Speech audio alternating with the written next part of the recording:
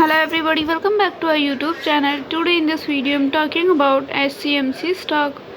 In this video I'm talking about stock pros and cons and technical analysis and latest news about it. Stock is trading 8.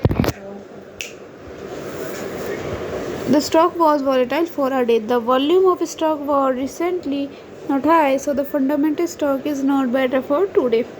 Before buying and selling the stock, please consult your financial advisor. Today's video is done. Thanks for watching. Please subscribe my YouTube channel and like the video, and also comment all related queries.